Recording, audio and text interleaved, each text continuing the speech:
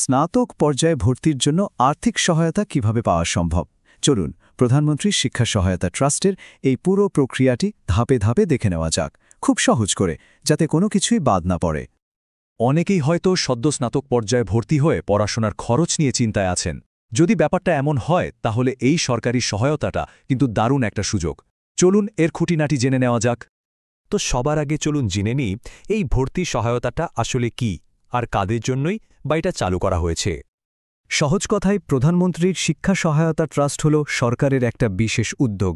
এর মূল উদ্দেশ্য হল যেসব মেধাবী শিক্ষার্থী আর্থিক সচ্ছলতার অভাবে স্নাতক পর্যায়ে ভর্তি হতে বা পড়াশোনা চালিয়ে যেতে পারছেন না তাদের পাশে দাঁড়ানো।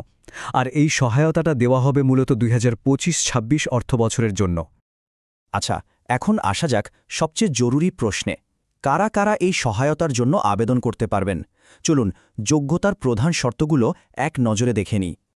প্রথমেই আবেদনকারীকে অবশ্যই 2024-25 শিক্ষাবর্ষে স্নাতক প্রথম বর্ষের শিক্ষার্থী হতে হবে। সেটা হতে পারে সরকারি বা বেসরকারি যে কোনো বিশ্ববিদ্যালয়, কলেজ বা মাদ্রাসা। আর সবচেয়ে গুরুত্বপূর্ণ শর্ত হল আবেদনকারীর পরিবারকে আর্থিকভাবে অসচ্ছল হতে হবে। তবে এই সাধারণ যোগ্যতার বাইরেও কিন্তু কিছু আবেদনকারীকে বিশেষভাবে অগ্রাধিকার দেওয়া হয়। চলুন দেখি সেই তালিকায় কারা আছেন।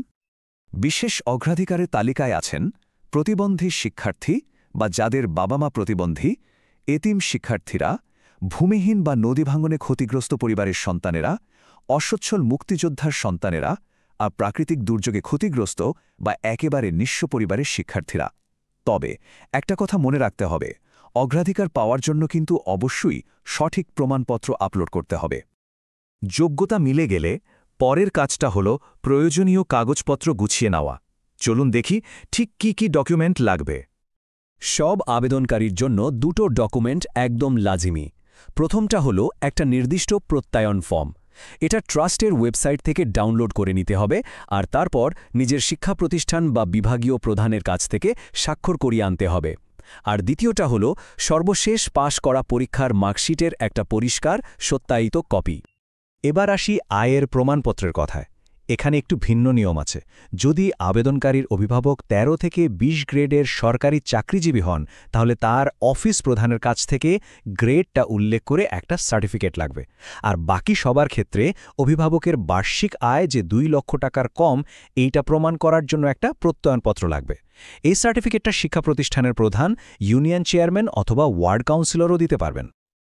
সব কাগজপত্র রেডি? দারুণ। তাহলে এখন চলুন আবেদন করার প্রক্রিয়ায় যাওয়া যাক। দেখে নিই কিভাবে অনলাইনে পুরো কাজটা সারতে হবে। এখানে সবচেয়ে বড় সুবিধা হল পুরো আবেদন প্রক্রিয়াটাই কিন্তু অনলাইনে, মানে কোনো কাগজপত্রের হার্ড কপি নিয়ে কোথাও দৌড়াদৌড়ি করে জমা দেওয়ার কোনো ঝামেলাই নেই। আবেদনের জন্য শুধুমাত্র একটাই ঠিকানা, সেটা হল eservice.pmh.gov.bd/admission। এই লিঙ্কেই সব কাজ করতে হবে। প্রসেসটা কিন্তু বেশ সহজ। প্রথমে ওয়েবসাইটে গিয়ে প্রত্যয়ন ফর্মটা ডাউনলোড করে নিন, তারপর সেটা সই করিয়ে আনুন। এবার অনলাইন আবেদন ফর্মটা পূরণ করুন আর সবশেষে ওই সই করা ফর্ম সহ বাকি সব দরকারি কাগজপত্রের স্ক্যান কপি আপলোড করে সাবমিট করে দিন। ব্যাস, কাজ শেষ। টাকা পাওয়ার জন্য ব্যাংক অ্যাকাউন্টের ব্যাপারটা খুবই গুরুত্বপূর্ণ।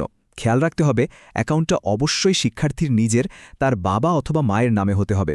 বাবা মা না থাকলে আইনগত অভিভাবকের নামেও হতে পারে। অন্য কারো অ্যাকাউন্ট দিলে কিন্তু আবেদন সাথে সাথে বাতিল হয়ে যাবে। ব্যাংক অ্যাকাউন্টের পাশাপাশি বিকাশ বা নগদের মতো মোবাইল ব্যাংকিং অ্যাকাউন্টও ব্যবহার করা যাবে। তবে যে অ্যাকাউন্টটি দেওয়া হোক না কেন সেটা যে সক্রিয় এবং আবেদনকারীর সাথে সম্পর্কিত তার একটা প্রমাণ লাগবে, যেমন চেকের পাতার ছবি, ব্যাংক স্টেটমেন্ট বা মোবাইল ব্যাংকিংয়ের কেওয়াইসি তথ্য। আর হ্যাঁ, অ্যাকাউন্টটা যেন অবশ্যই চালু থাকে। সব তো জানা হলো, এবার আসা যাক সবচেয়ে জরুরি তথ্যে, আর সেটা হলো আবেদনের তারিখ।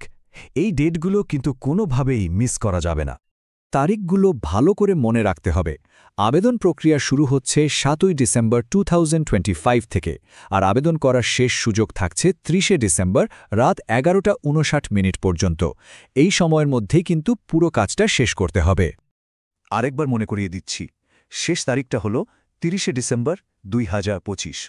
একদম শেষ মুহূর্তের জন্য অপেক্ষা না করে বরং হাতে সময় থাকতেই আবেদনটা করে ফেলা ভালো। তাহলে আর দেরি কিসের? এখন থেকেই দরকারি কাগজপত্র গোছানো শুরু করে দেয়া যাক। এই আর্থিক সহায়তাটা কিন্তু উচ্চশিক্ষার স্বপ্ন পূরণের পথে একটা অনেক বড় অবলম্বন হতে পারে।